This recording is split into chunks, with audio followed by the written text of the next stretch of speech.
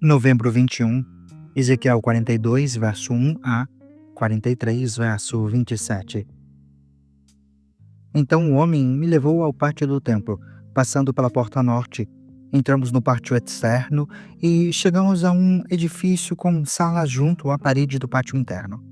Esse edifício, cuja entrada dava para o norte, tinha 50 metros de comprimento e 25 metros de largura. Um conjunto de salas dava para o espaço do pátio interno, que tinha 10 metros de largura. Outro conjunto de salas dava para a calçada do pátio externo. Os dois conjuntos tinham 3 andares e ficavam um de frente para o outro. Entre os dois conjuntos de salas havia uma passagem com 5 metros de largura. Estendia-se ao longo dos 50 metros do edifício e todas as portas davam para o norte. Cada um dos 2 andares superiores com salas era mais estreito que o andar abaixo, pois nos andares superiores precisava haver espaço para passagens na frente de cada um. Uma vez que havia 3 andares e eles não tinham colunas de sustentação, como os pátios, cada andar superior era recuado em relação ao andar abaixo. Havia uma parede externa que servia de divisória entre as salas e o pátio externo, que tinha 25 metros de comprimento. Essa parede acrescentava comprimento ao conjunto externo de salas, que se estendia por apenas 25 metros, enquanto o conjunto interno, cujas salas eram voltadas para o templo, tinha 50 metros de comprimento. Havia uma entrada pelo lado leste do pátio externo para essas salas. Do lado sul do templo, havia 2 conjuntos de salas ao sul do pátio interno, entre o templo e o pátio externo. A disposição dessas salas era semelhante à das salas do lado norte.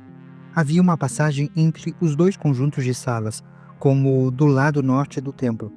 Esse conjunto de salas tinha o mesmo comprimento do outro, e também as mesmas entradas e portas. As dimensões deles eram idênticas. Havia, portanto, uma entrada na parede voltada para o conjunto interno de salas e outra na extremidade leste da passagem interior. Então, o homem me disse: estas salas ao norte e ao sul que dão para o pátio do templo são santas. Aqui, os sacerdotes que oferecem sacrifícios ao Senhor comerão as ofertas santíssimas. E, porque as salas são santas, serão usadas para guardar as ofertas sagradas, as ofertas de cereal, as ofertas pelo pecado e as ofertas pela culpa. Quando os sacerdotes saírem do santuário, não irão diretamente para o pátio externo. Primeiro, removerão as roupas que usaram enquanto serviam no templo, pois elas são santas. Vestirão outras roupas antes de entrar nas dependências abertas para o povo. Quando o homem terminou de medir a área interna do templo, ele me levou para fora pela porta leste, a fim de medir toda a área ao redor. Mediu o lado leste com a vara de medir, e tinha 250 metros de comprimento. Mediu o lado norte e também tinha 250 metros. O lado sul tinha 250 metros, e o lado oeste também tinha 250 metros. Portanto, a área tinha 250 metros de cada lado e um muro ao redor para separar o santo do comum. Depois disso, o homem me levou à porta leste. De repente, a glória do Deus de Israel surgiu, vindo do leste. O som de sua vinda era como o rugido de águas revoltas, e toda a paisagem se iluminou com sua glória. A visão era como as outras que eu havia tido, primeiro junto ao rio Quebar e depois quando ele veio destruir Jerusalém. Prostrei-me com o rosto no chão e a glória do Senhor entrou no templo pela porta leste. Então o Espírito me pôs em pé e me levou ao pátio interno, e a glória do Senhor encheu o templo. Ouvi alguém falar comigo de dentro do templo, enquanto o homem que havia tomado as medidas estava ao meu lado. O Senhor me disse: Filho do homem, este é o lugar de meu trono e o lugar onde descanso meus pés. Habitarei aqui para sempre no meio do povo de Israel. Eles e seus reis nunca mais profanarão meu santo nome ao cometer adultério, adorando outros deuses ou a honrar relíquias de seus reis que morreram. Puseram os altares de seus ídolos ao lado de meu altar, com apenas uma parede entre mim e eles. Profanaram meu santo nome com esse pecado detestável, por isso os consumi em minha ira. Agora, que deixem de adorar outros deuses e honrar as relíquias de seus reis, e eu habitarei no meio deles para sempre. Filho do homem, descreva para o povo de Israel o templo que lhe mostrei, para que eles se envergonhem de todos os seus pecados, que eles estudem a planta do templo e fiquem envergonhados de tudo que fizeram. Descreva-lhes todas as especificações do templo, incluindo as entradas e saídas, e todos os outros detalhes. Fale de seus decretos e suas leis. Escreva todas essas especificações e todos esses decretos diante do povo, para que se lembrem deles e lhes obedeçam. E esta é a lei do templo. Todo o alto do monte onde está o templo é santo. Sim, esta é a lei do templo. Estas são as medidas do altar. Há uma calha ao redor de todo o altar com 0,5 metro de profundidade e 0,5 metro de largura, com uma borda de 23 centímetros à sua volta. E esta é a altura do altar. Da calha, o altar se eleva por 1 metro até uma borda inferior ao seu redor com 0,5 metro de largura. Da borda inferior, o altar se eleva por 2 metros até a borda superior, que também tem 0,5 metro de largura. A parte de cima do altar, onde fica o fogo, se eleva mais 2 metros, com um chifre em cada um dos 4 cantos. A parte de cima do altar é quadrada, com 6 metros de cada lado. A borda superior também forma um quadrado, com 7 metros de cada lado. Uma calha de 0,5 metro e uma saliência de 25 metros ao redor da borda. Há degraus do lado leste do altar. Então ele me disse: Filho do homem, assim diz o Senhor soberano. Estas serão as regras para que a queima de ofertas e a aspersão de sangue depois que o altar for construído.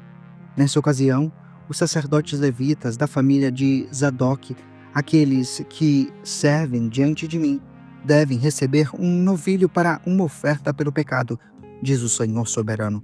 Você pegará um pouco do sangue do novilho e o aplicará aos 4 chifres do altar, aos 4 cantos da borda superior e a saliência em volta da borda.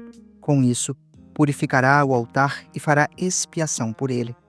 Em seguida, pegará o novilho para a oferta pelo pecado e o queimará no lugar indicado, fora da área do templo.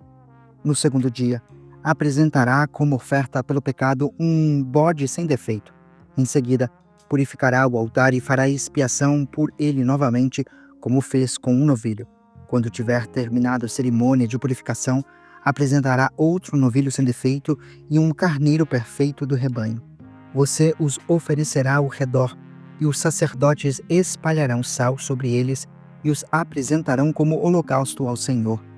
Todos os dias, por 7 dias, você apresentará um bode, um novilho e um carneiro do rebanho como oferta pelo pecado. Nenhum desses animais deve ter qualquer defeito. Fará isso todos os dias, por 7 dias, para purificar o altar e fazer expiação por ele, e desse modo, separá-lo para o uso sagrado. No 8º dia, e a cada dia depois disso, os sacerdotes oferecerão no altar os holocaustos e as ofertas de paz do povo. Então, eu aceitarei vocês. Eu, o Senhor soberano, falei.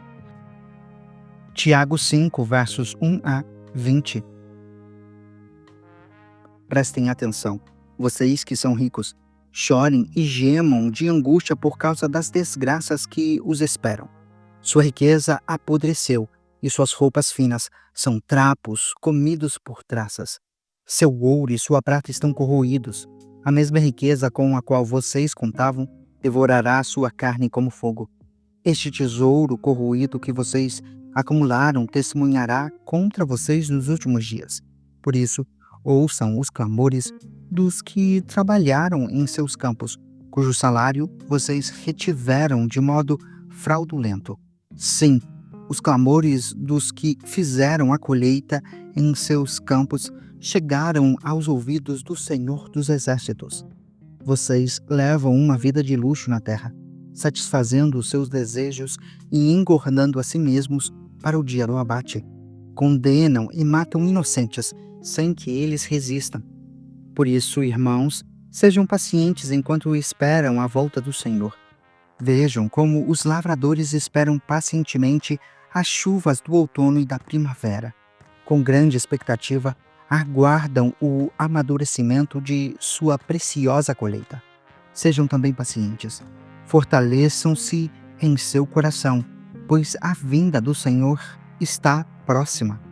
Irmãos, não se queixem um dos outros, para que não sejam julgados, pois vejam, o juiz está à porta. Irmãos, tomem como exemplo de paciência no sofrimento os profetas que falaram em nome do Senhor. Consideramos felizes aqueles que permanecem firmes em meio à aflição. Vocês ouviram falar de Jó, um homem de muita perseverança. Sabem como, no final, o Senhor foi bondoso com ele, pois o Senhor é cheio de compaixão e misericórdia. Acima de tudo, meus irmãos, não jurem pelo céu, nem pela terra, nem por qualquer outra pessoa. Que seu sim seja de fato sim, e seu não, não, para que não pequem e sejam condenados. Algum de vocês está passando por dificuldades? Então ore. Alguém está feliz? Cante louvores. Alguém está doente? Chamem os presbíteros da igreja para que venham e orem sobre ele e o unjam com óleo em nome do Senhor. Essa oração de fé curará o enfermo e o Senhor o restabelecerá, e se cometeu algum pecado, será perdoado. Portanto, confessem seus pecados uns aos outros e orem uns pelos outros para serem curados. A oração de um justo tem grande poder e produz grandes resultados. Elias era humano como nós e, no entanto, quando orou insistentemente para que não caísse chuva, não choveu durante 3 anos e meio. Então ele orou outra vez e o céu enviou chuva e a terra começou a produzir suas colheitas. Meus irmãos, se algum de vocês se desviar da verdade e for trazido de volta, saibam que quem trouxer o pecador de volta de seu desvio o salvará da morte e trará perdão para muitos pecados. Salmos 119, versos 1a 16. Alif. Como são felizes os íntegros, os que seguem a lei do Senhor. Como são felizes os que obedecem a seus preceitos e o buscam de todo o coração.